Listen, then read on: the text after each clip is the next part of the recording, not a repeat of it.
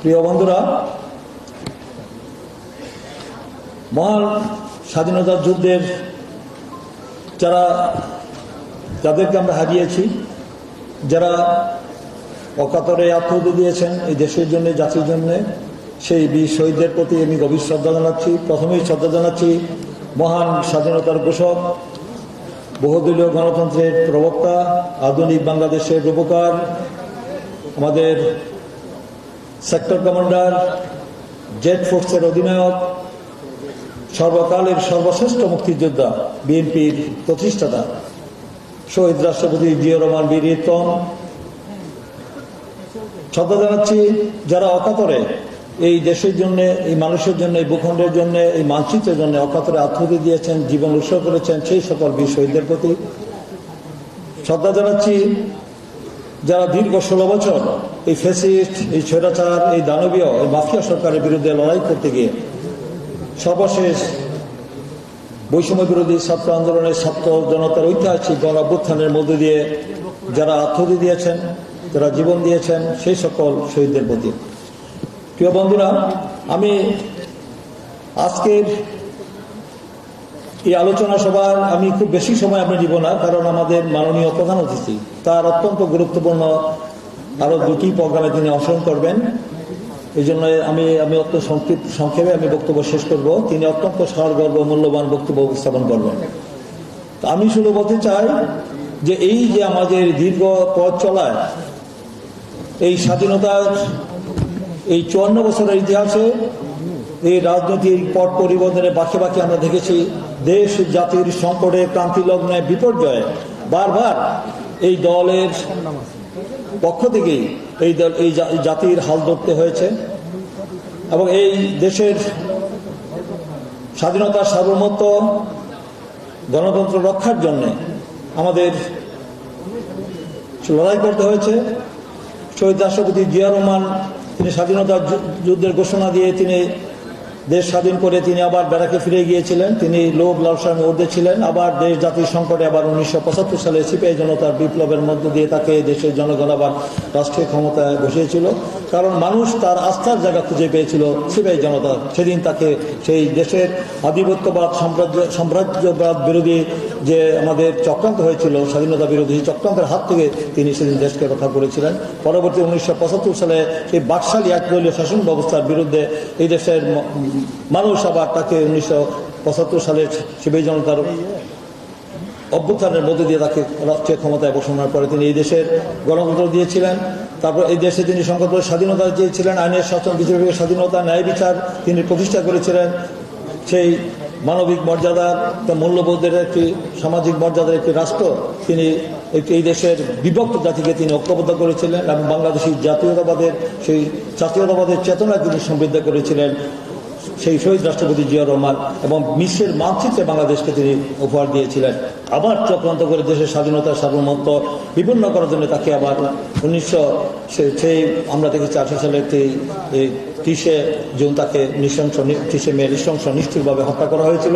হত্যা করে বলা হয়েছিল বিএনপি বেসিক্যালি নো পার্টি, কিন্তু পরবর্তীতে এই শহীদ রাষ্ট্রপতি জিয়াউর রহমানকে দেশি বিদেশি চক্রান্তে হত্যা করে তাকে মনে করেছিল বাংলাদেশের জাতীয়তাবাদীকে নিশ্চিন্ত করে ফেলবে, কিন্তু নিশ্চিত করতে পারেনি। পরবর্তীতে আমাদের দেশনেত্রী বিএনপির চেয়ারপারসন বেগম খালেদা জিয়া তিনি হাল ধরে এই স্বৈরাচার এরশাদ বিরোধী 9 বছর আন্দোলন করে তিনি আপসহীন দেশনেত্রী তিনি খ্যাতি পেয়েছিলেন। সে 90-এর একটি সফল ছাত্রগণ অভ্যুত্থান হয়েছিল তার উৎসাহ, উদ্দীপনায়, অনুপ্রেরণায়, তার আপসহীন নেতৃত্বের কারণে তিনি দেশনেত্রী উপাধি পেয়েছিলেন। এবং তিনি পরবর্তীতে দেশের মানুষ তাকে উপাধি দিয়েছিল যে মাদার অফ ডেমোক্রেসি, গণতন্ত্রের মা হিসেবে তাকে উপাধি দিয়েছিল। দেখেছেন বাংলাদেশের কোনো আসন থেকে তিনি পরাজিত হন নাই, যেখানে নির্বাচন করেছেন বিপুল ভোটের বিজয় হয়েছেন। এবং তাকে আমরা -2 ফর্মুলার আমরা দেখেছি, 111-এর ঘটনা আমরা দেখেছি কি ঘটনা ঘটেছিল, সেখানে দেখেছেন যে -2 কথা বলে সেখানে বেগম খালেদা জিয়া কি -2 বলতে বেগম খালেদা জিয়া তারেক রহমানকে -2 বোঝানো হয়েছে। তো সেখানে আপনি দেখেছেন যে কি পরিণতি হয়েছিল। সেখানে পরবর্তীতে তারা 111-এর পরে সে 111-এর আমরা দেখেছি যে বাই প্রোডাক্ট সরকার ছিল শেখ হাসিনা, সে আওয়ামী লীগ সরকার 2018 সালে যে নির্বাচন হয়েছিল সেই নির্বাচনে পাতানো সাজানো নীল নকশার ছকের নির্বাচনের মধ্যে দিয়ে তারা ক্ষমতায় আসছিল। তার পরবর্তী 14 নির্বাচন বললেন, সেখানে দেখেছেন 154 আসনে বিনা ভোটে তারা বিজয়ী হয়েছিল। 2018 সালে তারা দিনের ভোট রাতে করেছে এবং 2024 সালে দেখেছি যে আমি আর দামি নির্বাচন হয়েছে। সেই নির্বাচনে কি পরিণতি আমরা দেখেছেন। সেই পরিণতিতে বাংলাদেশের 16 বছরে যে অন্যায়, অত্যাচার, নিপীড়ন, নির্যাতন, গুম, খুন, হামলা, মামলা, লুটপাট, দুর্নীতি, দেশকে সমস্ত রাষ্ট্রীয় প্রতিষ্ঠানগুলোতে নির্বাচন কমিশন থেকে করে জুডিশিয়াল থেকে শুরু করে বিচার বিভাগ থেকে শুরু করে আপনার নির্বাহী বিভাগ থেকে শুরু করে এমন কোনো রাষ্ট্রীয় প্রতিষ্ঠান নয় ধ্বংস করা হয়নি। সমস্ত প্রতিষ্ঠানকে ধ্বংস করে দিয়েছিল এবং দেশকে খাদের কিনারায় দাঁড় করে দিয়েছিল। মানুষের যে পঞ্জীভূত ক্ষোভ, দুঃখ, বেদনার সেই বহিঃপ্রকাশ ঘটেছে। দীর্ঘ আন্দোলন সংগ্রামে 16 আমাদের 60 লক্ষ আমাদেরকে আসামি করা হয়েছে, 1.5 লক্ষ মামলা, আমাদের কাছে 1400-এর বেশি ইলিয়াস আলী চৌধুরী সহ তাদেরকে গুম করা হয়েছে এবং 3000-এর বেশি এক্সট্রা জুডিশিয়াল কিলিং যাকে বলে বিচার বহির্ভূত হত্যাকাণ্ড তার করা হয়েছে। কিভাবে নির্যাতন করা হয়েছিল দেখেছিলেন। সেই নির্যাতনের সেই দীর্ঘদিন এই সরকার এই দেশে মানুষের উপরে অনাত্মচার করার কারণে আমরা দেখেছেন যে বৈষম্য বিরোধী ছাত্র আন্দোলনের মধ্য দিয়ে মানুষের যে পুঞ্জীভূত ক্ষোভের যে আউটবাস্ট হয়েছে, যে আপনার বিস্ফোরণ ঘটেছে, সেই বিস্ফোরণের মধ্য দিয়ে প্রায় 1500-এরও বেশি আমাদের ছাত্র জনতা সে আবু সাইদকে শুরু করে সব জীবন দিয়েছে। তাদের রক্তের বিনিময়ে আমাদের বিএনপি 412 জন নেতাকর্মী জীবন দিয়েছে এককভাবে। শুধু এটা জুলাই এবং অগাস্টের আন্দোলনে শেখ হাসিনার পতন হয় না, শেখ হাসিনা পালিয়ে যেতে বাধ্য হয় নাই। আমাদের 16 বছরের আন্দোলনের রেজাল্ট এবং আমাদের নেতা তারেক রহমান একটি চেয়ারম্যান, তিনি যে এই আন্দোলনের মূল কারিগর, তিনি নেপথ্যে কারিগর না, প্রকাশ্যে তিনি যেভাবে উই রিভোল্ট বলেছেন, যদি তুমি ভয় পাও তাহলে তুমি শেষ, যদি তুমি এগিয়ে যাও তাহলে তুমিই বাংলাদেশ। এই বক্তব্য তিনি দিয়েছেন। তারপর বলেছেন দেশ যাবে কোন যাবে, ফয়সালা হবে রাজপথে। দেশ যাবে কোন পথে, ফয়সালা হবে রাজপথে। রাজপথে কি ফয়সালা হয় নাই? এই রাজপথে ফয়সালা করার জন্য বিএনপি নেতাকর্মীরা অকাতরে আত্মহত্যা দিয়েছে, জীবন উৎসর্গ করেছে এবং বৈষম্যবিরোধী ছাত্র দেশ। আজকের এই প্রেক্ষাপটে আজকে আমাদের প্রতিপক্ষ বানানো হচ্ছে বিএনপিকে এবং আমাদের রাজনৈতিক দলগুলিকে। এই সরকার কি আমাদের প্রতিপক্ষ? অন্তর্বর্তীকালীন সরকার আমাদের প্রতিপক্ষ নয়, আমরা পরিপূরক। আমরা বলবো এটা এই শহীদদের রক্তের বিনিময়ে এই অন্তর্বর্তীকালীন সরকার প্রতিষ্ঠা হয়েছে। আন্দোলন সংগ্রামের মধ্য দিয়ে এই সরকার প্রতিষ্ঠা হয়েছে। আমাদেরই সরকার, আমাদের নেতা তারেক রহমান বলেছেন এটা এই সরকার, আমাদেরই সরকার, এই সরকারকে ব্যর্থ হতে দেওয়া যাবে না। আজকে আমরা দেখতে পাচ্ছি যে দেশে যে আজকে এই সরকার দেশ চালাতে আজকে হিমশিম কাছে লেজে গোবর অবস্থা তৈরি করে ফেলেছে। আমরা দেখতে পাচ্ছি যে দেখেছেন অতি সম্প্রতি যে ঘটনাটি ঘটেছে সচিবালয়ের মতো জায়গায় যে দুর্নীতিকে দামাচাপা দেওয়ার জন্য, সেখানে দেখেছেন যে এই দোদক যখন চিঠি দিয়েছে 3 দিনের মাথায়, সেই দেখলাম মন্ত্রণালয়ে কিভাবে পরিকল্পিতভাবে আগুন লাগিয়ে সব এই দুর্নীতির ফাইল এবং অর্থ পাচারের ফাইল পুড়িয়ে দেওয়া হয়েছে। সেটাকে বুঝতে হবে। এখনো পর্যন্ত তারা বলেন সংস্কার, আমাদের আন্তর্জাতিক নোবেল বিজয়ী ডক্টর ইউনূস তিনি বলেছেন যে নির্বাচন এবং সংস্কার সমান তালে চলবে। ঠিক আছে, সমান তালে চলবে। সেটা কি অনির্দিষ্টকালের জন্য? একটা নির্দিষ্ট সময় থাকতে হবে, সেই সময়টা আমাদেরকে একটা টাইম ফ্রেম করে দিতে হবে। 2025-এর 26-এর শেষে, 26-এর প্রথমে করবেন বলছে, কিন্তু সেটা সুনির্দিষ্ট কোনো রোড ম্যাপ এখনো দেওয়া হয়নি। কিন্তু আমরা বলতে চাই যে এই বিষয়টি আপনারা দ্রুত সময়ের মধ্যে না করে, আপনারা যদি এখন টালবাহানা করে সময় প্রলম্বিত করেন তাহলে দেশের সংকট বাড়বে, কমবে না, দিন দিন বাড়তেই থাকবে। আপনারা নিয়ন্ত্রণ হারিয়ে ফেলবেন। আইন শৃঙ্খলা থেকে পরিস্থিতি শুরু করে দ্রব্যমূল্য থেকে শুরু করে আপনারা কোনো কিছু নিয়ন্ত্রণ করতে পারছেন না। যানজট থেকে শুরু সমস্ত কিছু স্থবির হয়ে যাচ্ছে। এখন নির্বাচিত সরকার ছাড়া দেশ পরিচালনা করা অসম্ভব বিষয়। আমরা সহযোগিতা করতে চাই, কিন্তু আমরা দেখতে পাচ্ছি যে পতিত স্বৈরাচারের দোষরদেরকে, প্রেতাত্মাদেরকে, সেই প্রেতাত্মাদেরকে, তাদেরকে যদি দোষরদেরকে, প্রেতাত্মাদেরকে যদি আপনারা এখনো বিভিন্ন কি পয়েন্টে বসিয়ে রাখেন তাহলে কি সংস্কার সম্ভব? তাহলে এই ধরনের ঘটনা ঘটতেই থাকবে। এই অর্থ পাচারের কোনো ঘটনা ঘটবে না। দেখেছেন যে FBI প্রমাণ পেয়েছে শেখ হাসিনা সচিব জয়ের $300 বিলিয়ন বাংলাদেশ থেকে $1 বিলিয়ন পাচার করেছে। 9টি উন্নয়ন প্রকল্প থেকে $7 বিলিয়ন তারা লুটপাটের অভিযোগ নিয়ে আসছে। আমরা দেখেছেন প্রতিদিনই টিউলিপ সে যুক্তরাজ্যে দেখেছেন যে তার বিরুদ্ধে এবং জাতীয় আন্তর্জাতিকভাবে বাংলাদেশের দুর্নীতি, এই সরকারের পতিত স্বৈরাচারের যে লুটপাট, দুর্নীতি, অন্যায়, অত্যাচার, নিপীড়ন, নির্যাতন সমস্ত কিছু আজকে প্রকাশ পাচ্ছে। প্রতিদিন দৈনিক পত্রিকা খুললে আমরা দেখতে পাই যে তাদের লোমহর্ষক কাহিনী জাতি কল্পনাকে হার মানাবে যে কি পরিমাণ লুটপাট দুর্নীতি করেছে। বাংলাদেশ থেকে 27 লক্ষ কোটি টাকা বিদেশে পাচার করেছে। এই টাকা এখনো বাংলাদেশে ফেরত কোনো লক্ষণ আমরা দেখতে পাচ্ছি না। 18 লক্ষ কোটি টাকা বৈদেশিক ঋণের দায় চাপিয়ে দিয়েছে এই হাসিনা সরকার আমলে যে লুটপাট করেছে। একজন শিশু জন্মাচ্ছে 2 লক্ষ টাকা ঋণের বোঝা নিয়ে। তাই আজকে দেশের অবস্থা এখনো পর্যন্ত সেই সিন্ডিকেট এবং সেই দোষরা বহাল যদি থাকে তাহলে এই সংস্কারও হবে না, ইলেকশনও হবে না, দেশে একটি অন্যদিকে দেশ পরিচালিত হবে। তাই আবার আমরা রাস্তায় নামি আমরা কি চান?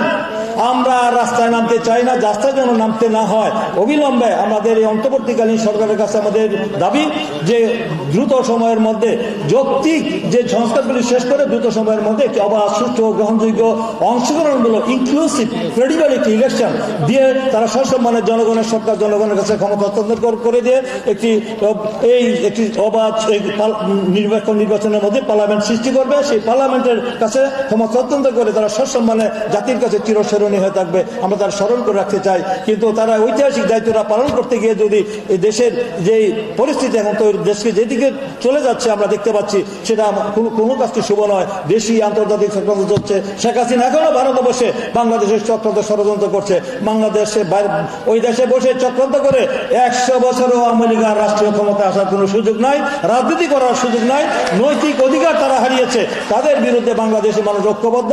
বাংলাদেশে আওয়ামী লীগ আর জনগণ আর দেখতে চায় না। তারা যে অপরাধ করেছে, গণহত্যা করেছে, তাদেরকে জনগণ প্রত্যাখ্যান করেছে। জনবিচ্ছিন্ন এই আওয়ামী লীগকে আর জনগণ আর চায় না। তারা চিরতরে আজ বিলুপ্ত হয়ে যাবে বাংলাদেশ থেকে, জনগণই তাদেরকে বিলুপ্ত করে দিবে। তাই আগামী দিনে দেশ জাতির সংকটে ক্রান্তির লগ্নে অতীত আমরা ছিলাম। আমরা সকল আন্দোলন সংগ্রামে দেশ জাতির জন্য, গণতন্ত্রের জন্য, এদেশের মানুষের জন্য, গণতন্ত্র পুনঃপ্রতিষ্ঠার জন্য, আইনের শাসনের জন্য লড়াই করেছি। আগামী দিনেও দেশ জাতির জন্য আন্দোলন সংগ্রাম করব। আমাদের প্রিয় নেতা তারেক রহমান, তিনি সেই সুদূর লন্ডন থেকে আমাদের দেশ পরিচালনা করতে যে উজ্জ্বল ভূমিকা রাখছেন, যে গুরুত্বপূর্ণ ভূমিকা রাখছেন এবং তার নেতৃত্বে বাংলাদেশ এগিয়ে যাবে। এবং যে 31 দফা রাষ্ট্র সংস্কারের যে তার ভূমিকা দিয়েছেন, যে রূপরেখা দিয়েছেন, রাষ্ট্র মেরামতের রূপরেখা দিয়েছেন, সেটাকে আমরা আগামী দিনে যদি এই দেশের জনগণ আমাদের রাষ্ট্র পরিচালনার দায়িত্ব অর্পণ করে, ভোটের নিরপেক্ষ নির্দলীয় নিরপেক্ষ সরকারের তত্ত্বাবধায়ক সরকারের নির্বাচনের মাধ্যমে, তাহলে আমরা সেই দাবিগুলি দ্রুত বাস্তবায়ন করব। ধন্যবাদ। আজকের অনুষ্ঠানের বিশেষ অতিথি জননেতা জনাব খায়রুল কবির খোকন। হিমেল এই শীতের সন্ধ্যায় আইবি ঢাকা কেন্দ্র আয়োজিত আজকের এই আলোচনার এই পর্যায়ে আমরা সম্মানিত অতিথিবৃন্দকে সম্মাননা স্মারক দিব। সম্মাননা স্মারক অনুষ্ঠানটি পরিচালনার জন্য প্রকৌশলী বিজু বড়ুয়াকে অনুরোধ করছি। অজস্র ধন্যবাদ কে মাসুদুজ্জামান, সম্মানী সম্পাদক, ইঞ্জিনিয়ার্স ইনস্টিটিউশন ঢাকা কেন্দ্র। আজকে আমার রুদ্র প্রাণের কল্লোলে বান ডেকে ওই জাগরা জোয়ার দুয়ার ভাঙা কল্লোলে আজকের অনুষ্ঠানটি মহিমান্বিত করার জন্য আমাদের কাছে যারা উপস্থিত হয়েছেন আমাদের অনুষ্ঠানে, বিশেষ অতিথি হিসেবে উপস্থিত আছেন তানভীর হাসান তমাল, সম্মানী সাধারণ সম্পাদক ভারপ্রাপ্ত। তানভীর হাসান তমালকে ক্রেস্ট দিয়ে বরণ করার জন্য আমি ঢাকা কেন্দ্রের সম্মানী সম্পাদক এবং সম্মানী চেয়ারম্যানকে অনুরোধ জানাচ্ছি। আমি পরবর্তীতে আইবির সম্মানিত প্রেসিডেন্ট রিয়াজুল ইসলাম রিজুভাইকে বরণ করার জন্য অনুরোধ করছি।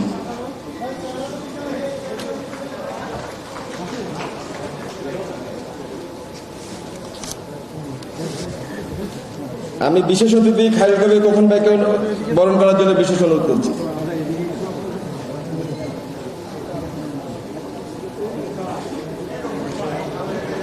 অনুরোধ করছি আমাদের প্রধান অতিথি বীর মুক্তিযোদ্ধা জনাব নজরুল ইসলাম খানকে বরণ করে নেওয়ার জন্য, সম্বোধিত করার জন্য।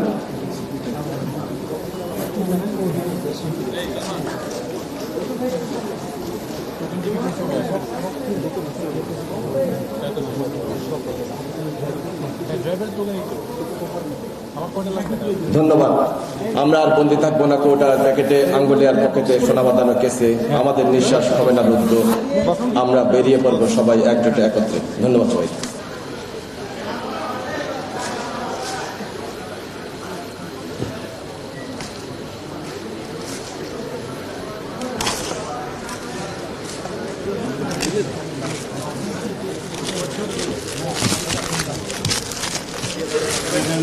হ্যাঁ সবাই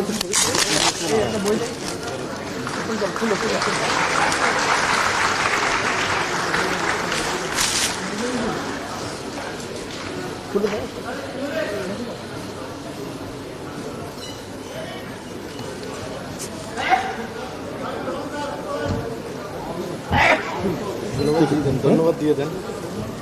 ধন্যবাদ সবাইকে।